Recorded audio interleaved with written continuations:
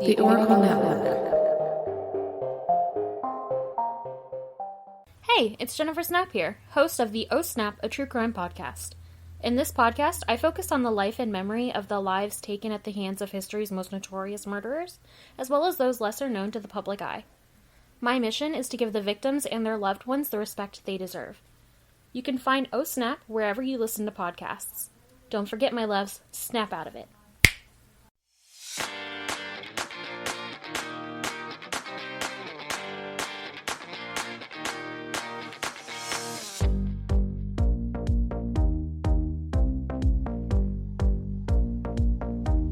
Hey, Rainbow Warriors. This is my disclaimer. Beyond the Rainbow is a true crime podcast. It's not suitable for young children, and maybe not even for some adults. I tend to swear like a sailor, and I'm kind of proud of that. Listener discretion is advised.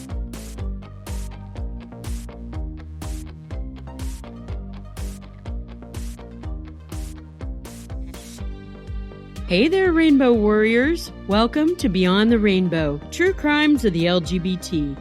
I'm your host, CJ. I just ended a month-long journey on the keto diet. I only lost 8 pounds, but it jump-started me onto my next journey, a modified South Beach lifestyle. I was sad keto didn't really work that well for me. My friend Chantel of the Lady Justice podcast, she recommended it to me. She said the keto diet made her sleep so good at night and it got rid of brain fog. Well, for me, I slept about the same, not all that great. And to top it off, I was tired every single day. I got my normal 10,000 daily steps in for the most part, but I couldn't get my tired ass up to do my online Zumba classes. So day 1 of my modified South Beach, and I'm already feeling more energetic. I seriously think I need some complex carbohydrates in my system to think clearly. Hopefully I can hit my online Zumba classes next week, and I'll be back on track again. You can find me on the socials, Facebook at Beyond the Rainbow. I'm on Instagram at Rainbow Crimes 12, and I'm on Twitter at Rainbow Crimes. I'm now on YouTube at Rainbow Crimes LGBTQI, Tumblr and TikTok at Rainbow Crimes. Now, if I can just learn how to use them all properly, I'll be in business. Find my website at beyondtherainbowpodcast.com.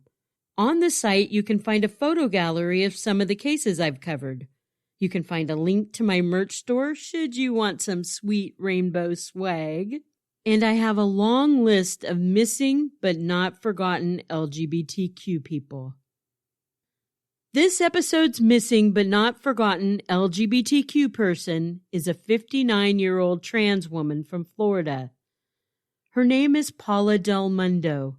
She's a Filipino nurse who was last seen wandering the Dallas-Fort Worth airport in Texas.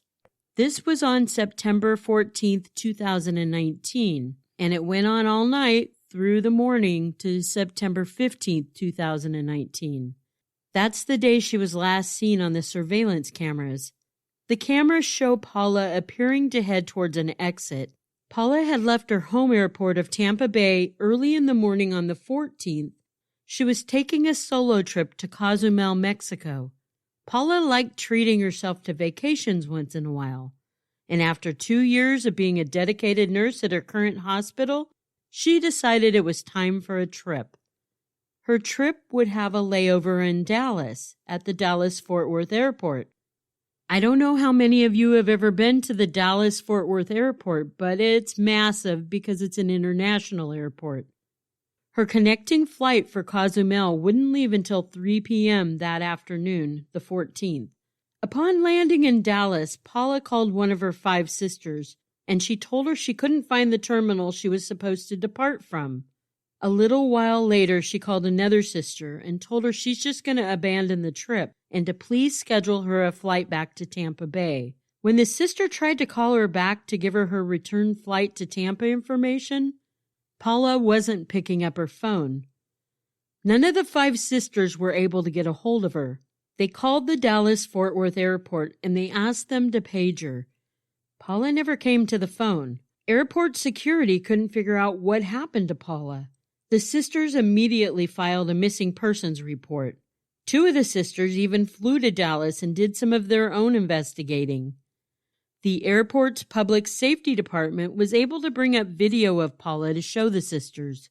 On the video, they were able to see that Paula was wearing lavender pants and a white top. The sisters hired a private investigator, but that didn't work out too well. The asshole just took off with their money and didn't give them a lick of information. CUEQ, Community United Effort Center for Missing Persons, well, they brought in a 9-person search team, including dogs, to search the area for Paula, but nothing was found. Another group also joined the search, but still nothing. The sisters fear that someone hurt Paula for being a trans woman. Her disappearance occurred very near the time that 3 other trans women were attacked in Dallas. Paula had been walking around the airport for almost 9 hours before she exited outside Terminal C. This was around 4:30 a.m. She's seen sitting at the curb for 2 hours, and then nothing. She's gone. The video shows Paula not carrying anything with her, maybe a purse, but her sisters say that she had a yellow nautical bag on wheels with her when she left. Paula has long, dark brown hair. She has brown eyes. She stands 5'6" and is medium build. Should anyone have any information about Paula, please call the Q-tip line at area code 910-232-1687. And as always, I'll link pictures of Paula on my website. Secrets. Almost everybody has some. What's your secret? My secret is? Well, if I told you, it wouldn't be a fucking secret anymore, would it? Annamaria Cochrane was 16 and still living with her parents in Springfield, Massachusetts. There was a Saturday night she didn't come home. Her parents were beyond worried. They did what many parents would have done. They went out and they searched for her.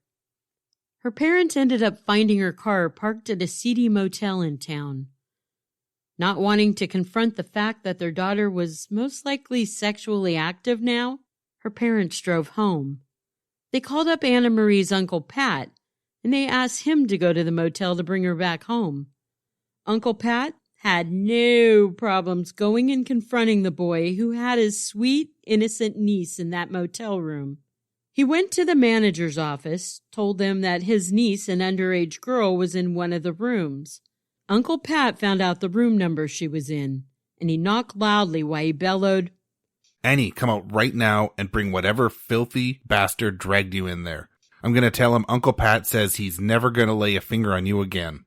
A horrified Annamaria came to the room's door and stepped out onto the landing. She said, "No, Uncle Pat, it's not what you think." "Annie, you don't have to bullshit me. I promise I won't hit the guy." Just then, a girl about Annamaria's age emerged from the room. Uncle Pat was in shock. Annamaria's family was accepting of her sexuality.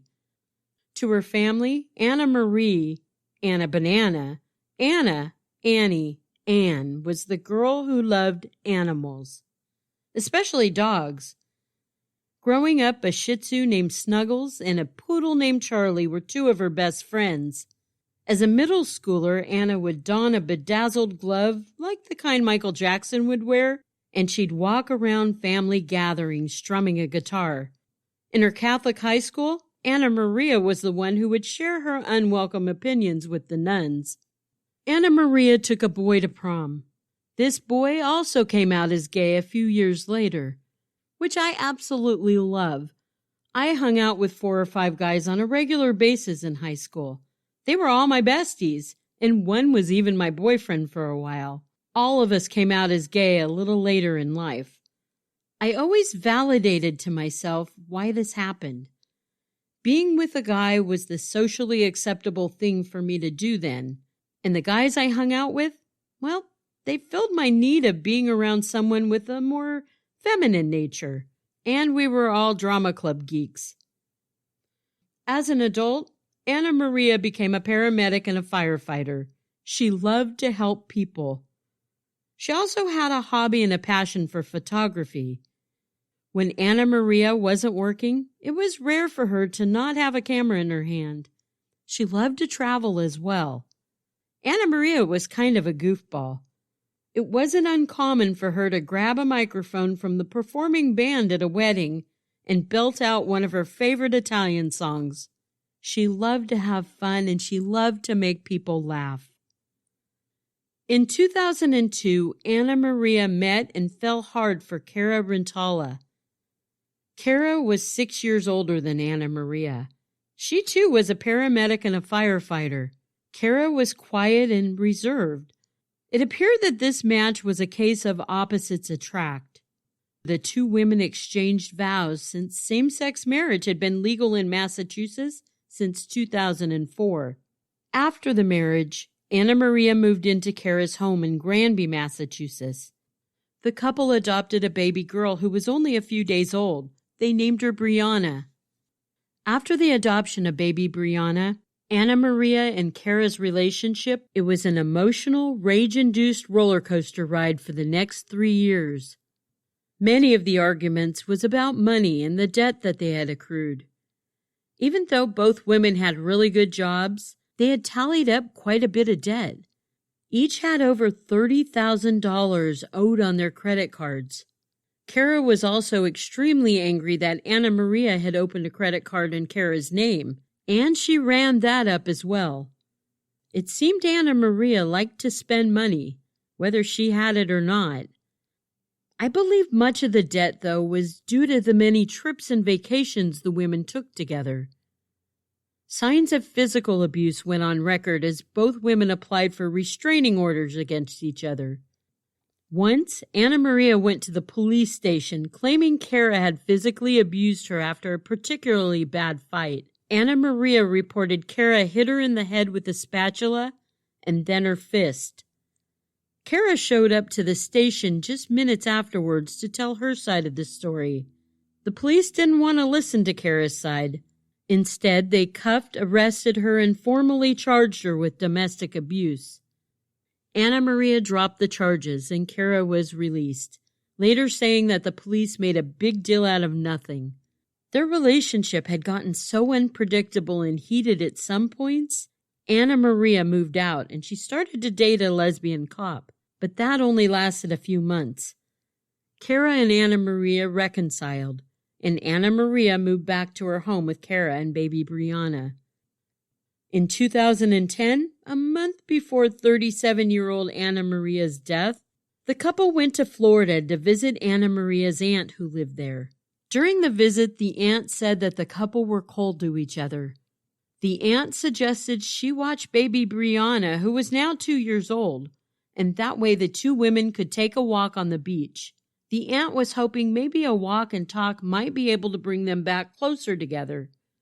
After the suggestion was made, though, 43-year-old Cara said, "Why would someone like this," pointing at herself, "want to take someone like that," pointing to Annamaria, "to the beach?" Annamaria went running from the room in tears. Later that day, Cara announced she was going for a run. She said she couldn't take it anymore and told Annamaria she wanted a divorce. The women and their daughter only stayed a day or two longer with the aunt before they left on a planned cruise. The cruise was leaving out of a port in Florida. Can you just imagine going on a cruise with your partner, out at sea, having to be so close to someone that you have resentment and anger built up towards? I'd have to take a hard pass. Although I say that now, I took many trips and vacations with someone that I harbored those kind of feelings for. It's not enjoyable in the least. You try to make it fun for your mutual child, but it's so difficult. Now back home in Granby, life as it was for the couple and their toddler resumed. A few days before her death, Annamaria went out for coffee with some of her church friends. She told them that her and Cara were working on their relationship, and things were going really well. She said they still loved each other very much. The night before Annamaria's death, she came home after her late shift at work, and when she came home, She found Cara had a friend over. It was the middle of the night. The seeds of jealousy were planted in Annamaria's mind after that visit. The following day, she placed some texts to Cara while Cara was at work. Annamaria told Cara it bothered her to come home after a long shift and find Cara's friend there. Cara swore they had just been talking and catching up. Nothing happened. When Cara came home from work, she took their toddler Brianna out to run some errands.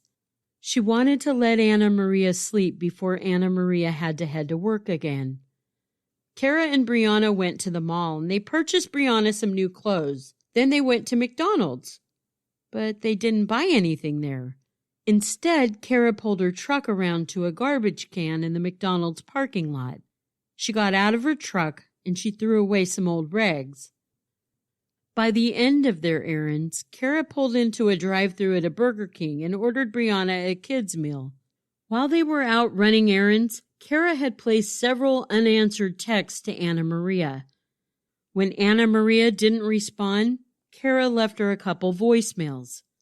Around 6:30 p.m., Cara and Brianna pulled up to their home and they went inside. After a few minutes inside, a crying Cara picked Brianna up and carried her to a neighbor's home. When the neighbor answered, a still crying Cara handed Brianna over to him. She pleaded with the neighbor to call 911. Anne was in the basement, she told him. She turned around and she went back to her home. Brianna says to the neighbor, "Mommy's in the basement."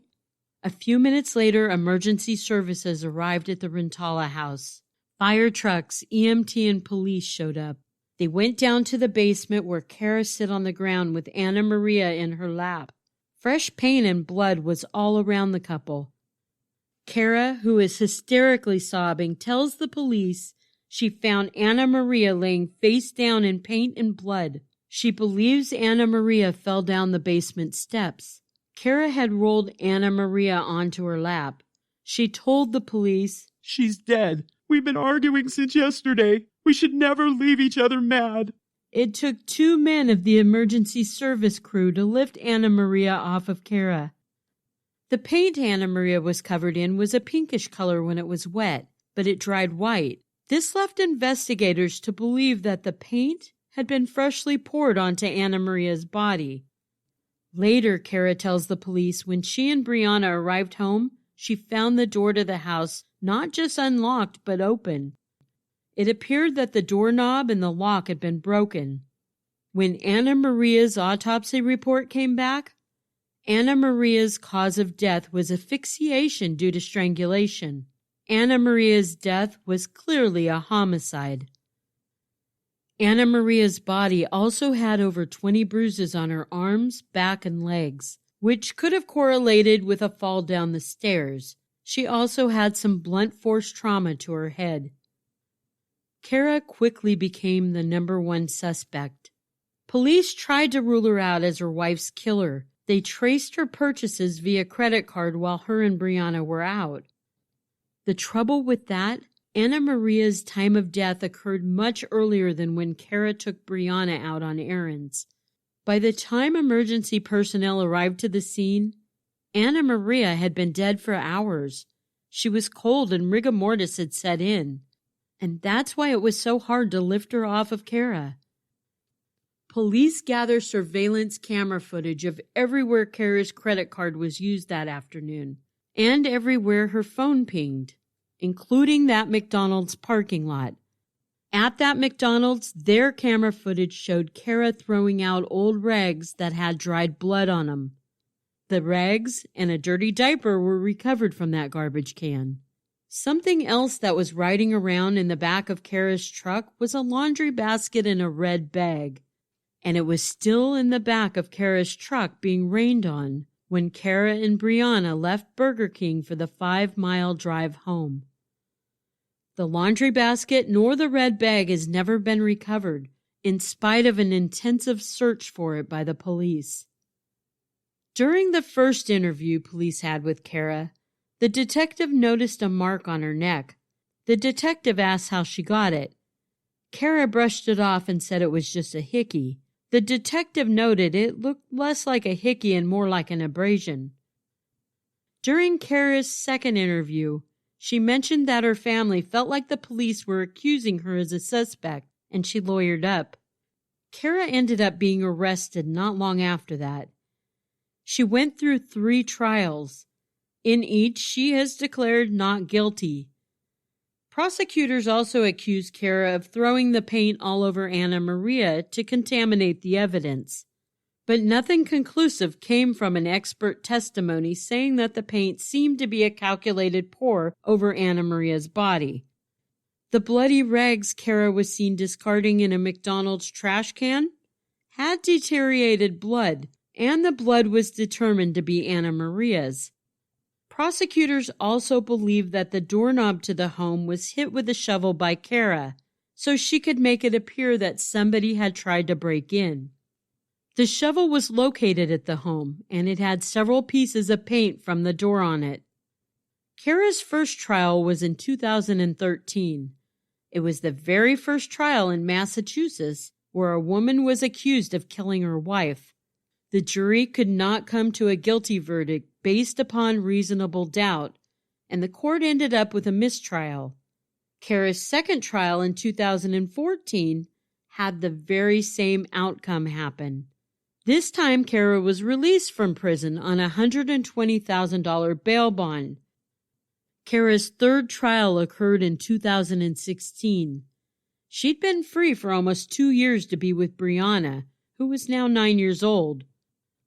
This third trial, the prosecution was able to present to the jury their case of Cara being guilty of murdering her wife Annamaria without a reasonable doubt. The medical examiner found Annamaria was strangled 6 to 8 hours before police showed up, putting her death between the hours of 11:15 a.m. and 1:15 p.m., way before Cara said she took Brianna out for errands. On October 7, 2016, at the age of 49, Cara Rintala was sentenced to life in prison without the possibility of parole. When Cara heard the verdict, she broke down in tears. This year, in 2021, Cara has petitioned the court for an appeal on her case, and she asked the court to release her while her appeal is pending. Cara Rintala was denied.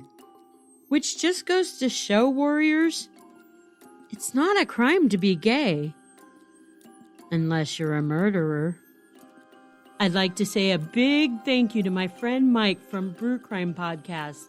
Mike lent the voice to Uncle Pat, Annamaria's uncle. If you haven't listened to Brew Crime yet, what are you waiting for? Go check it out.